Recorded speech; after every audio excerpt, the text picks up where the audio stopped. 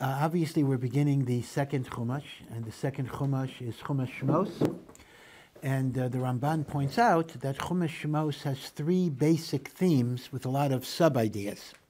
The three big events in Chumash Shemos are Yetzias Mitzrayim, the story of the Exodus, and then we have the receiving of the Torah at Mount Sinai, and then we have the building of the Mishkan. Those are the positive developments in the evolution of the Jewish nation. There are some left turns. We've been sidetracked, the sin of the golden calf, etc. But in terms of the upward progression of Am Yisrael, there's Yetzias Mitzrayim, Matan Torah, and Takamas HaMishkan. And these in turn represent stages that every single Jew has to go through. The word Mitzrayim, which means Egypt, also means limitations, boundaries, constrictions. And in that sense, every single person has their own Mitzrayim. The taivas that we struggle with, our egotism, our selfishness, our anger. And we need to leave that Mitzrayim behind, because if we allow that Mitzrayim to control us, we are enslaved. Enslavement doesn't have to be some outside person enslaving you. The greatest type of slavery is the slavery that exists within. And the first step to becoming a servant of God is leaving Mitzrayim. But being liberated from slavery is not enough. You then have to have a purpose. What do you do with your life? I'm free. Like, so, you ask a person, what's the purpose of your life? So people might answer, the purpose of my life is to be free. But that makes no sense. Free to do what? Free to be what? Freedom may be a condition to accomplish your purpose, but it cannot be the definition of the purpose itself. Erich Fromm happened to be Jewish, but he was not religious in any way, but he was a disciple of Sigmund Freud, who also happened to be Jewish. Erich Fromm once remarked that we make a big mistake when we define freedom as freedom from something. A true definition of freedom is freedom towards something. Free to do something, and then you have to define what that is. So for the Jew, HaKadosh Baruch Hu gave us that definition, and that is Torah and Mitzvahs. So Yetzias Mitzrayim gives us that freedom, and then Torah gives us that direction. What do you do with your freedom? And the net result is that you build out of your life a tabernacle, a dwelling place for the divine presence. You see, the physical Mishkan is a sign of Hashem's presence within our hearts and within our soul. That's why we say the famous phrase, it's been set to music as well, Bilvavi Mishkan Evnech. In my heart, I build a tabernacle for Hashem, a dwelling place. Tabernacle means a dwelling place. That's what the word Mishkan is. Mishkan means, in fact, Shekhinah. Think about the little Shekhinah, Mishkan, they're all related. Shekhinah means the presence of God that dwells in the world. It's called Shekhinah. So technically, if you wanted to be exact, when Hashem is in Shamayim, wherever, that's not the Shekhinah. The Shekhinah is the manifestation that dwells in this world. Mishkan is the place of his dwelling. So Shekhinah is that which dwells, and Mishkan is where it, whatever the it is, dwells. And the ultimate goal is that in our heart, in our soul, should be the dwelling place of God. That's the famous word of the Kotzker Rebbe, the very enigmatic Kotzker Rebbe, where somebody asked him, where does God live? Or he asked it rhetorically, where does Hashem live? And the answer is, Hashem lives wherever he is let in. Hashem lives. You open yourself, Hashem lives within you. You close yourself off, Hashem is a very polite guest, so to speak. He does not go where he's not wanted. Of course, in a sense, he is everywhere, but you don't feel his presence if you don't want to be connected to him in that way. Right? So in a sense, therefore, all of the events in Sefer Shemos that happens to the Jewish people are really macrocosmic replications of processes that happen to each and every one of us, or can happen, potentially, to each and every one of us as we move on in our growth as Avdei Hashem. You leave the evil, not to be enslaved by your passions.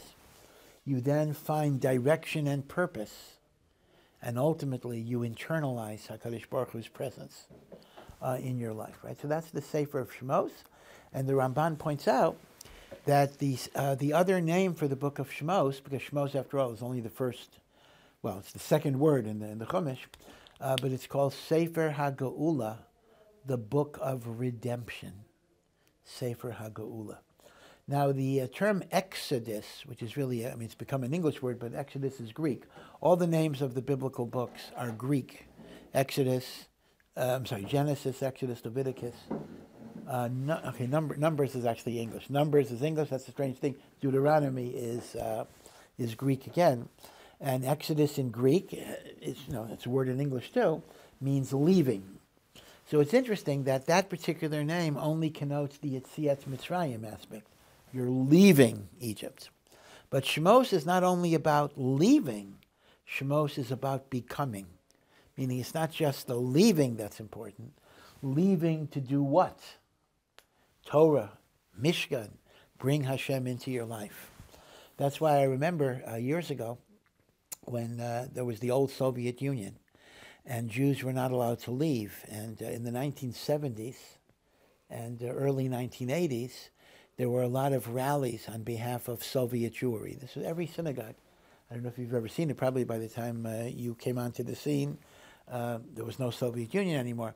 But every show, Orthodox, Conservative, Reform, had a big sign on their lawn, and it quotes the pasuk, "Let my people go," which is really from this parsha. Let my people go. But if that's only part of the pasuk. The pasuk actually says, "Sholach ami," which means send my people free, "Vayavduni," so they will serve me. Meaning, it's not just letting him go so they will serve Hashem. That's very important. Yetzias Mitzrayim does not have a value unless it culminates in Matan Torah. But be it as it may, the centrality of remembering the Exodus is seen in the Torah in many, many ways. In all sorts of mitzvahs that you do, Yetzias Mitzrayim pops up. You're saying Kiddush Friday night.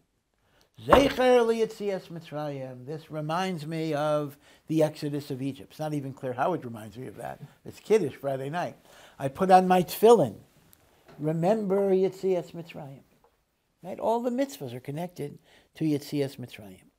There is, of course, an annual mitzvah, once a year, or in the Golah twice a year, in which we are obligated to sit down and recount the story of the Exodus in great detail.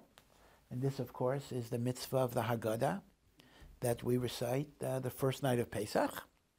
And in Chutz La'aretz, because of calendrical doubt, we do it 2 nights.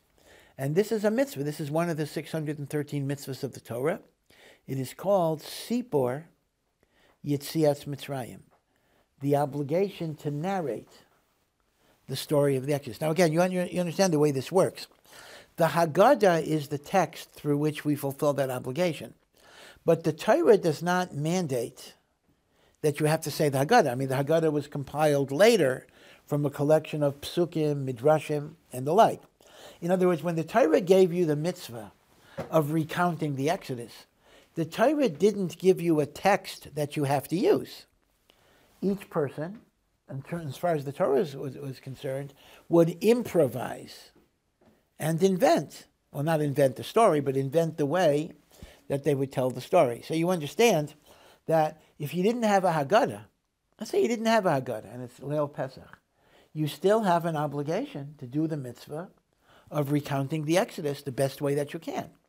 So don't confuse the standardized text that we have with the mitzvah in the Torah itself. The mitzvah in the Torah is narrate the story of the Exodus. Later, the Chachamim gave us a liturgical text that will fulfill that mitzvah. But you can also fulfill the mitzvah without that text, if that became necessary. And that mitzvah is called, once again, Sipor Yetzias Mitzrayim. And even though optimally it is fulfilled by telling it to other people like your children, but the Gemara makes very clear that even if you are by yourself you have to verbalize this story, even by yourself, because you need to feel it and understand it and experience it and the like. Now that's an annual mitzvah, and the annual mitzvah is called Sipor. But in addition, there actually is a daily mitzvah to mention the Exodus twice a day, in the day and at night. Now, it goes by different language. The annual mitzvah is called Sipor. Sipor is narration. The daily mitzvah is called Zechira, which means remembrance, meaning I give myself a little jostle of my memory.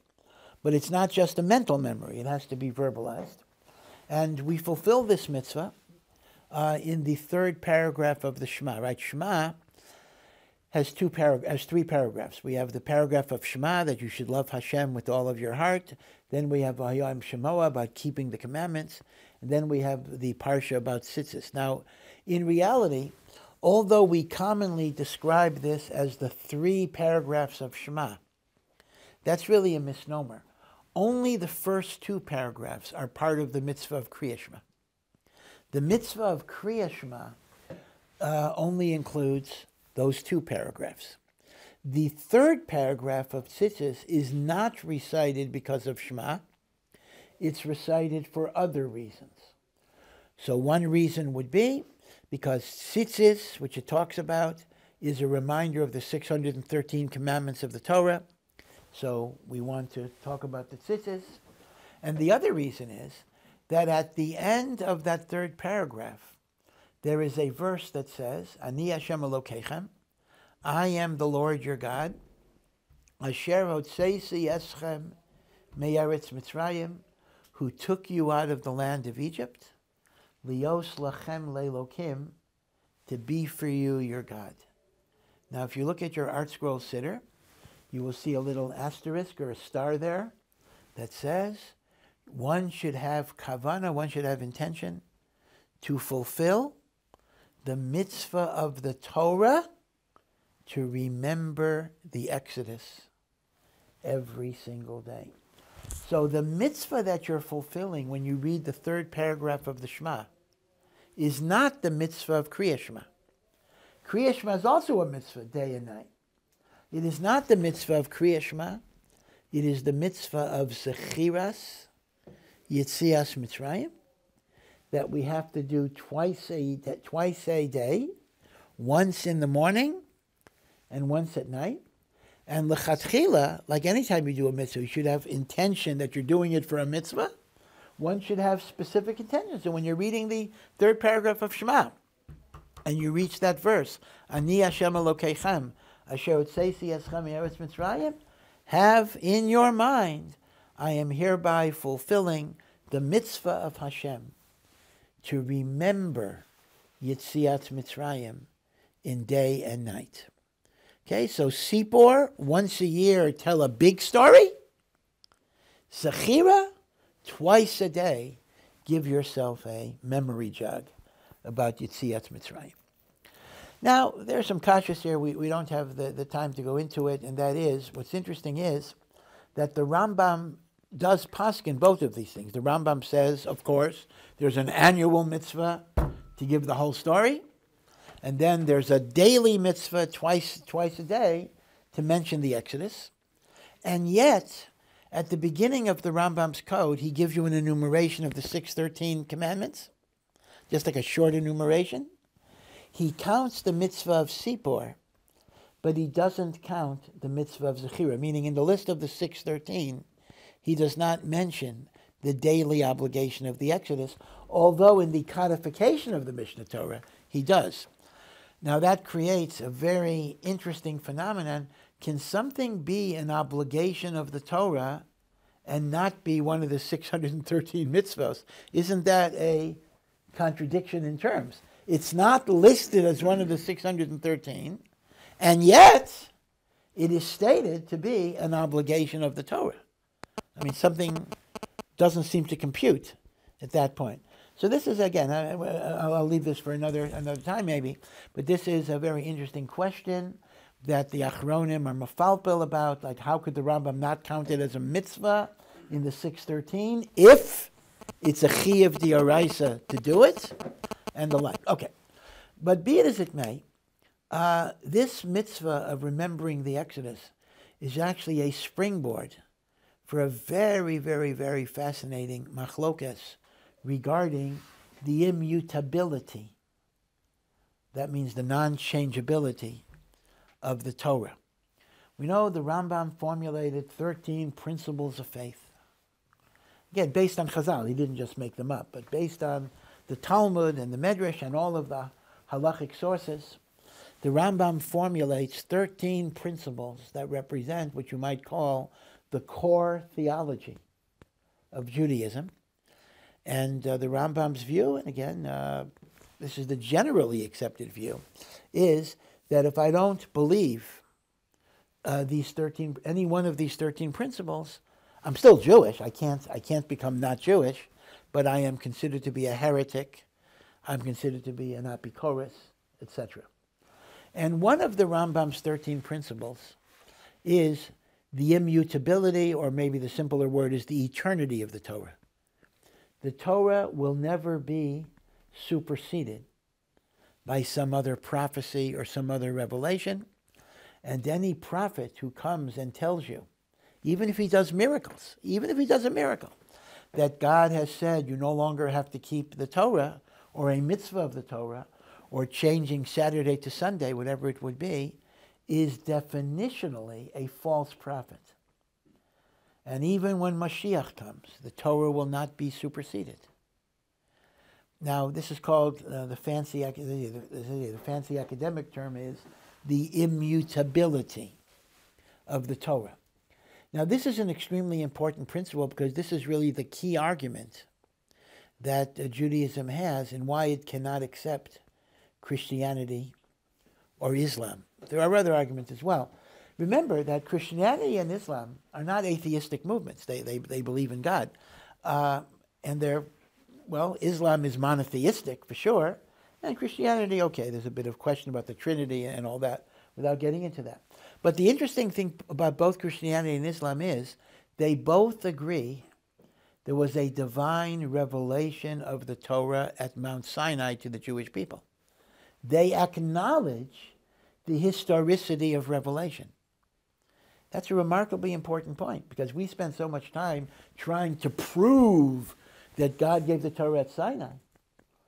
A majority of the world, I mean, you don't think about it this way, a majority of the world, well, I'm not sure, I don't know how many Indians and that, but certainly a majority of the populations of the West that have these religions, Christianity, Islam, believe that there was a revelation of God at Sinai.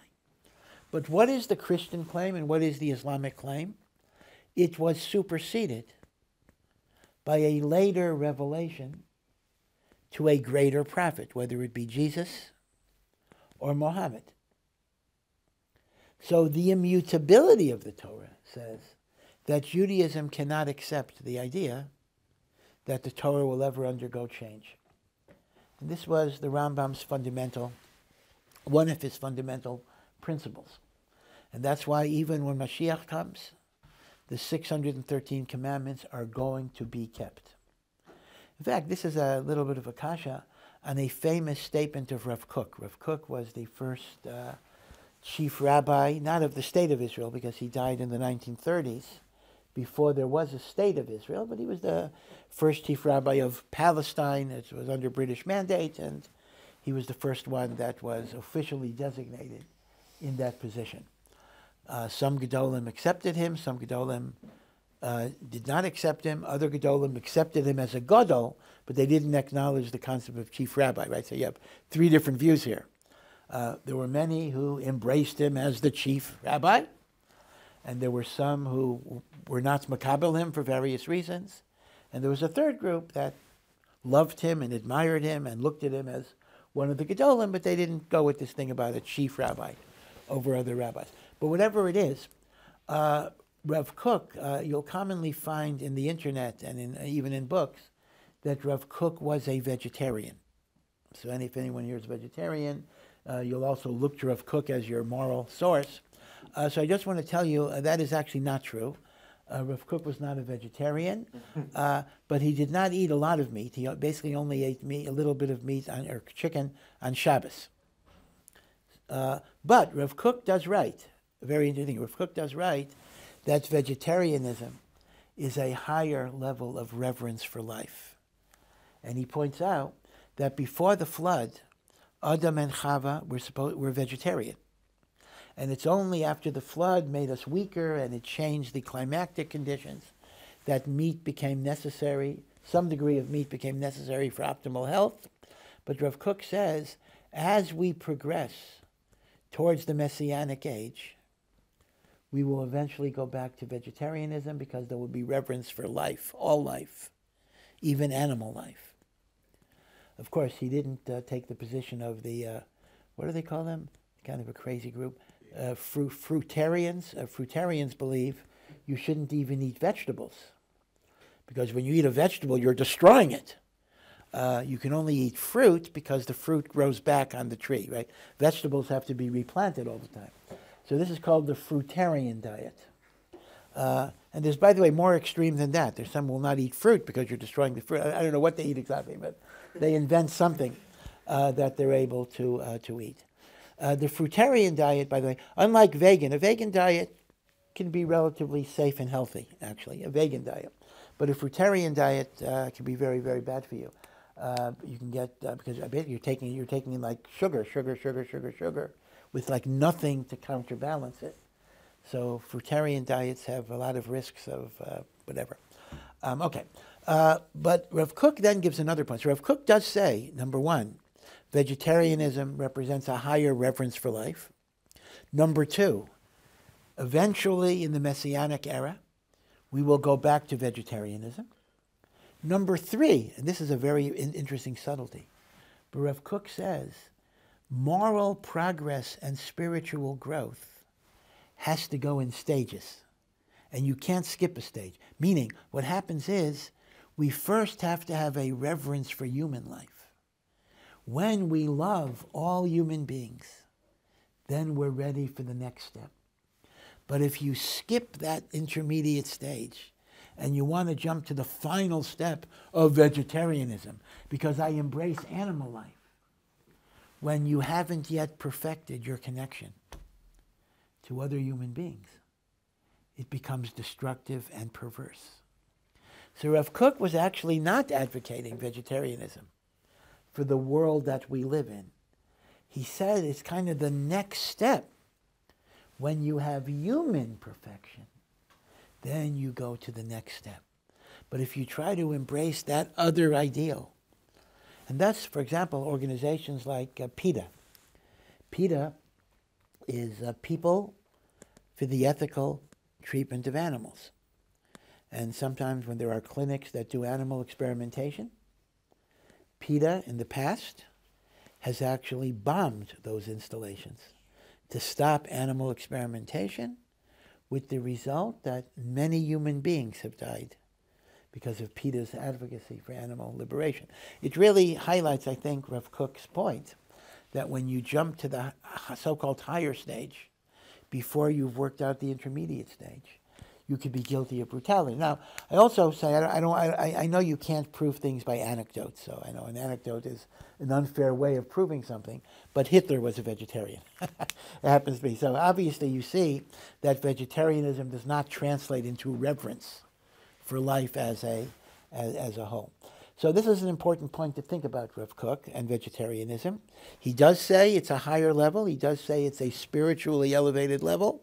But he says you have to reach it in stages. Okay, the reason I brought this in, though, is he also says that and this is where he's going to run a collision course with Rambam. He also says that in the Messianic era, the korbanot, the sacrifices of the temple, will not be animal sacrifices.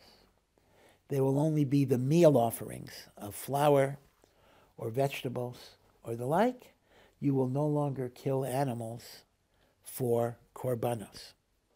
Now, you understand that that is a huge theological problem, because if the Torah says in Chumash Vayikra that we have animal sacrifices, however you understand it. Okay, I understand that we have a problem with it. Maybe we don't fully understand it, but the Torah clearly describes the korbanos as animal sacrifices.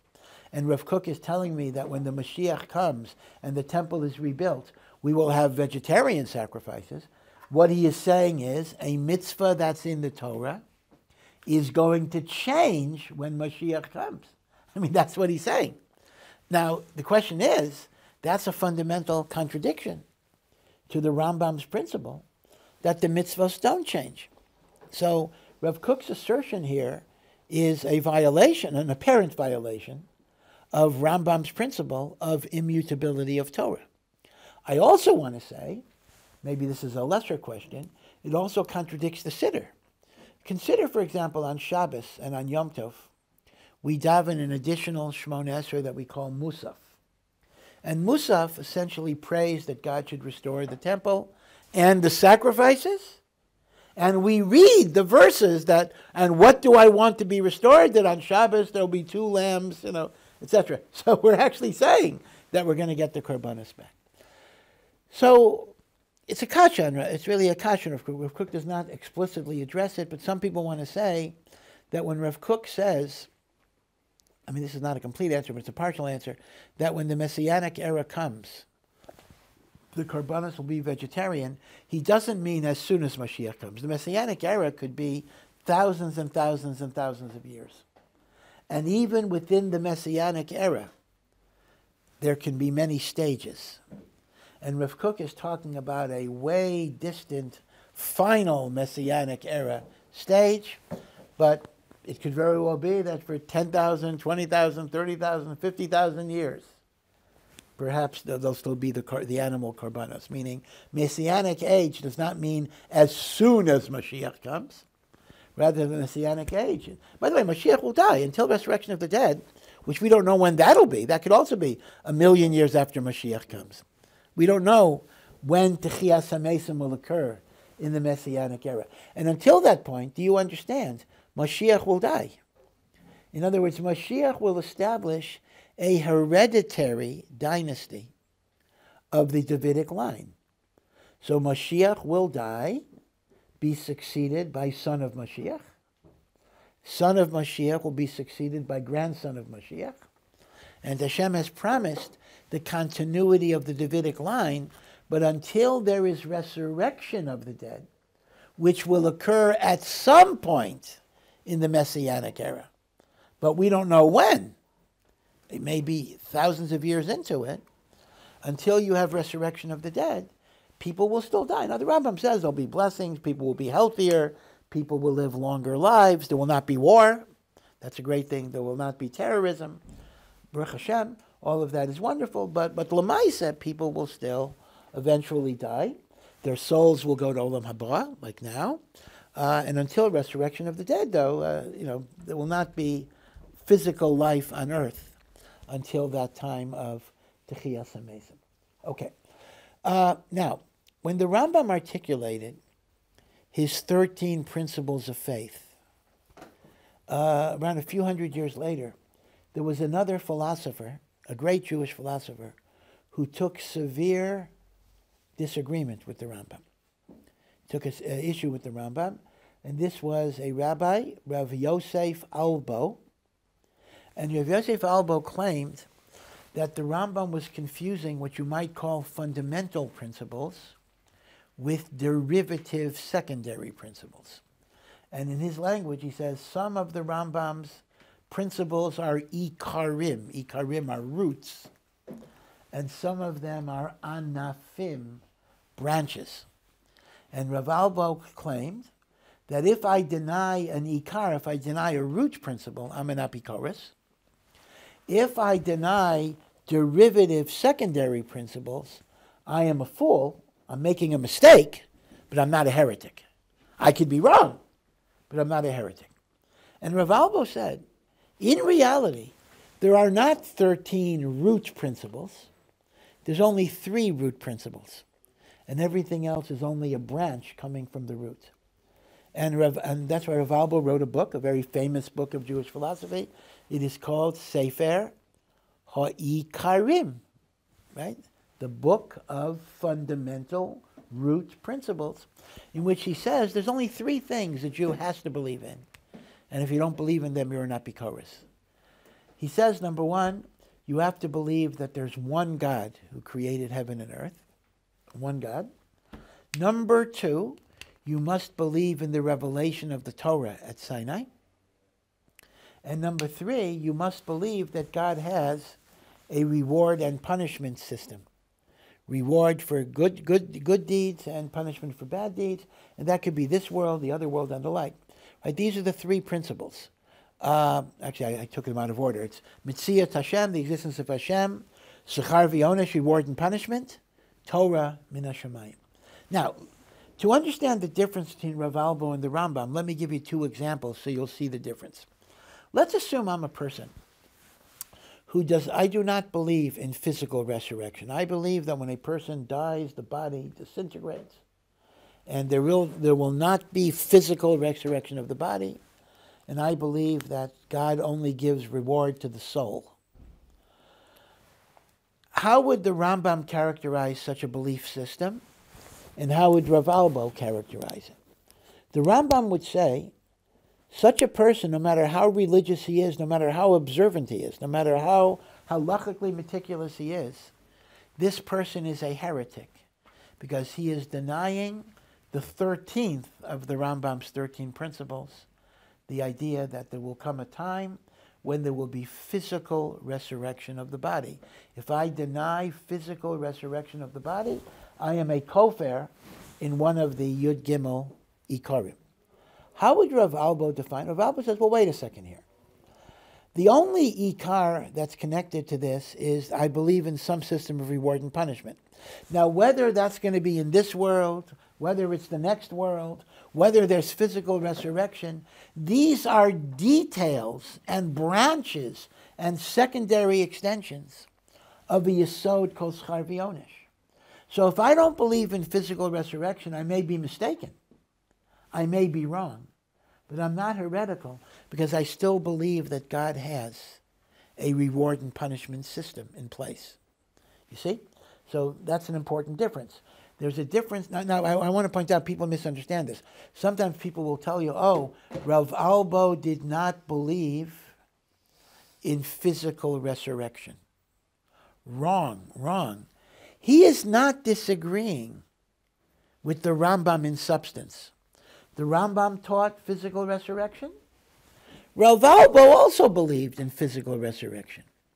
But what he's saying is, if you don't believe in physical resurrection, you're not an apikoros.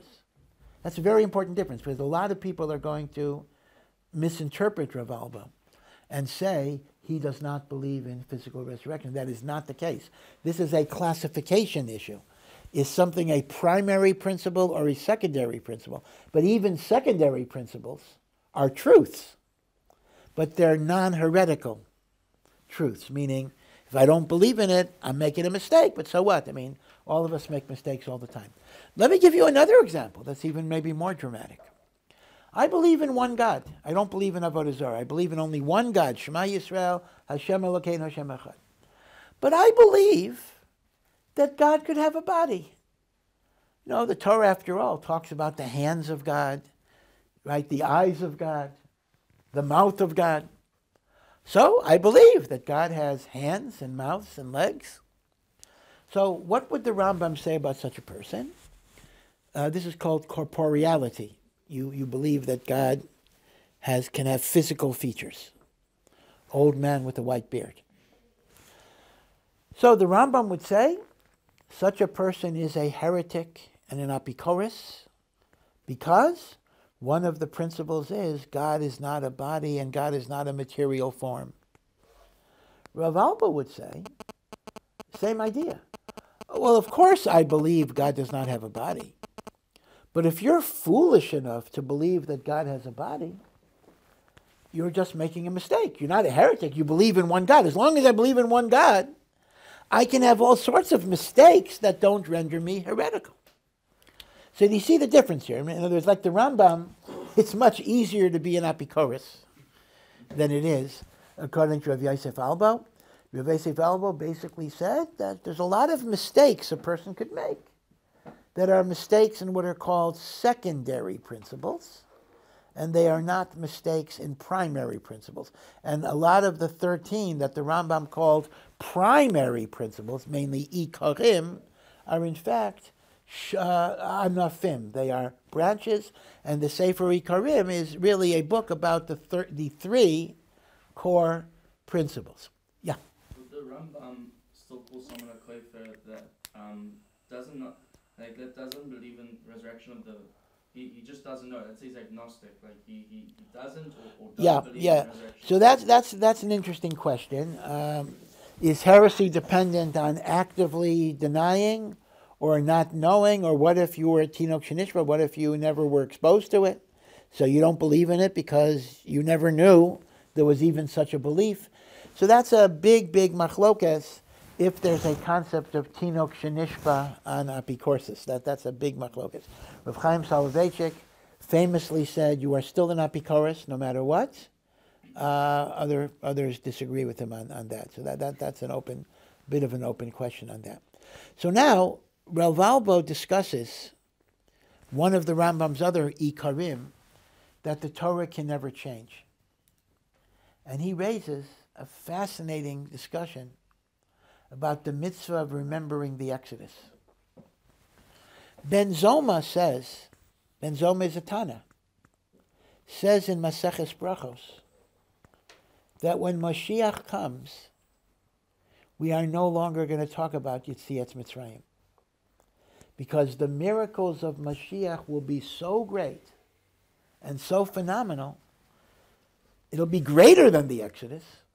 Why would we be praising God about the Exodus when there's something that's much, much greater? Now, Ben Zoma didn't just make this up by logic. He quotes a verse in the Navi Yirmiyahu, Jeremiah. Jeremiah, of course, was the great prophet of destruction, right? He wrote Lamentations, and he lived. Yirmiyahu HaNavi was literally living in Yerushalayim when the first Beis HaMikdash was burnt down. He was an eyewitness. So we normally don't associate Yirmiyahu with prophecies of comfort. Yirmiyahu was the great prophet of destruction. That's why even in the English language, when somebody is warning you of doom that's going to come, that's called a Jeremiad. It comes from Yirmiyahu. Jeremiad, a kind of a eulogy or a sad story or a prediction of destruction or the like. But occasionally Yirmiyahu does have beautiful words of comfort as well. And he says, behold, days are coming, says God. This is a pasuk. That you will no longer say, thank you, God, because you took me out of Egypt.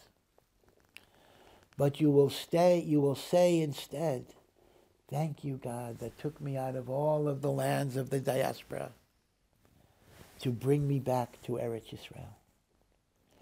So Ben Zoma takes this pasuk quite literally and says that when Mashiach comes, we are no longer going to mention the Exodus from Egypt because it will be superseded by the miracles of the Messianic era.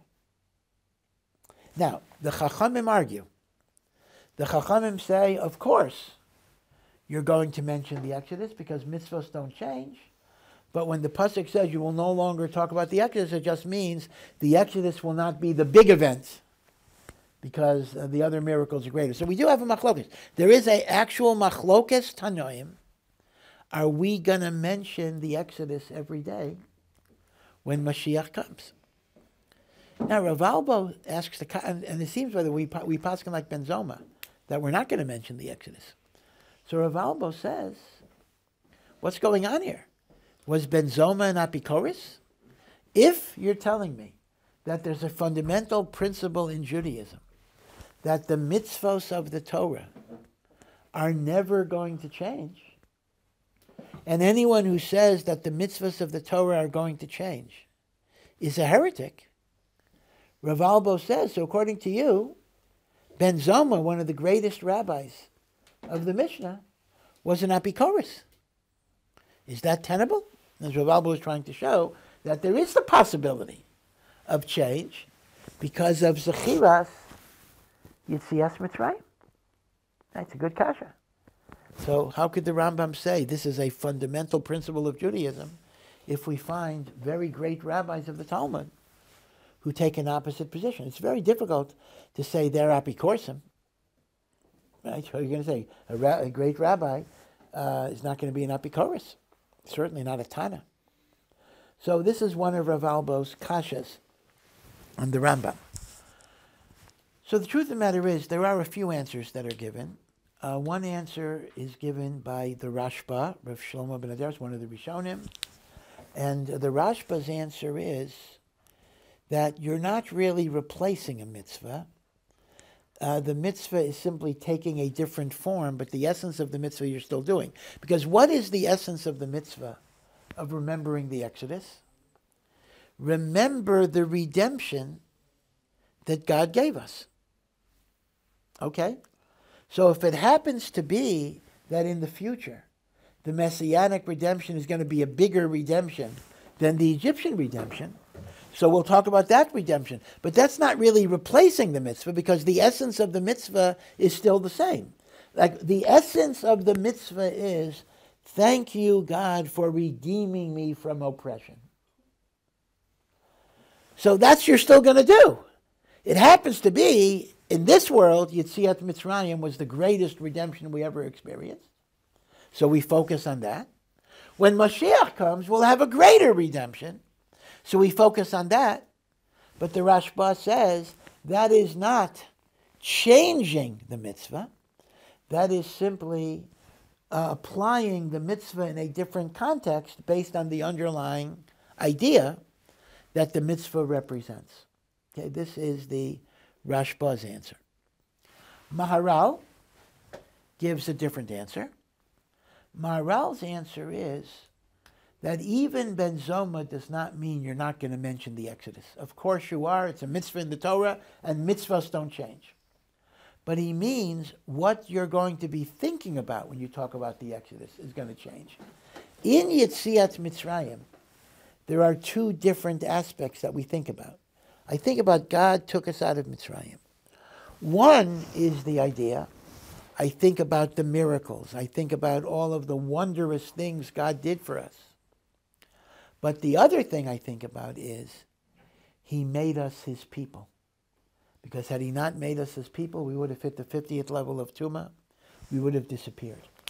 When Ben Zoma says, this is Maral, when Ben Zoma says, we don't mention the Exodus when Mashiach comes, that just means when Mashiach comes, we're no longer going to mention the miracles of the Exodus because they'll be superseded by greater miracles.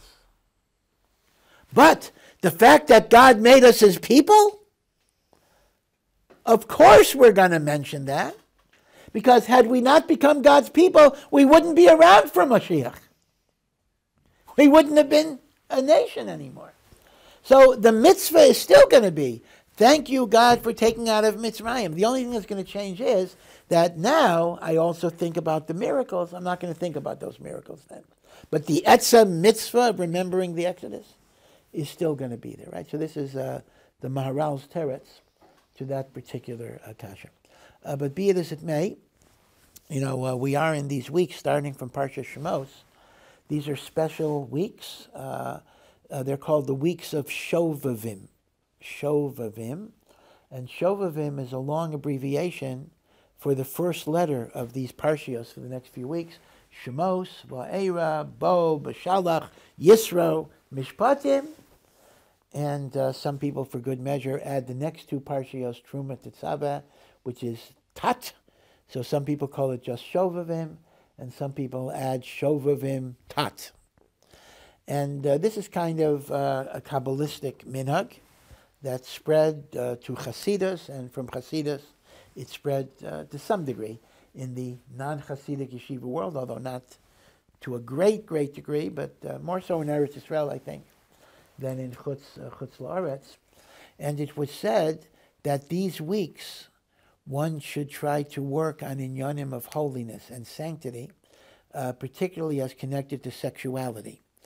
So married couples would relearn the laws of Nida, the laws of Taras and Mishpacha, and Snias, and people who are not married, and married people as well, would focus on Shmiras Einayim, and controlling where they're looking, where they're going, etc. And there's an interesting pun, because the word Shovavim, as a word, means to be wayward, or to wander off the derech. So these are the weeks in which people who wander off the derech can kind of correct themselves. So it's something to think about, that one should think about ways in which they can build up their holiness. But it's important not to just look at this in a negative way. Oh, the point is not to do this, not to do this, not to do this, not to do this. The truth is, you build up Kedusha primarily not by attacking darkness, but by generating light. So it's a time to be mechazek ourselves in learning and in davening and in turning to Hashem. And the concept is, as we generate more light, the darkness gets weaker, right? You cannot take a baseball bat and hit darkness. But when you light a candle, right, the darkness gets away. So our job is to kind of light that candle to give us that benefit. So, Be'ez Hashem, we should be zeicha to kind of identify our own Mitzrayim and be able to leave our Mitzrayim, and in that way be roy, to be makabel Hashem's Torah, and to build a mishkan for Hashem, a dwelling place for Hashem within our hearts. So, we will have a good Shabbos.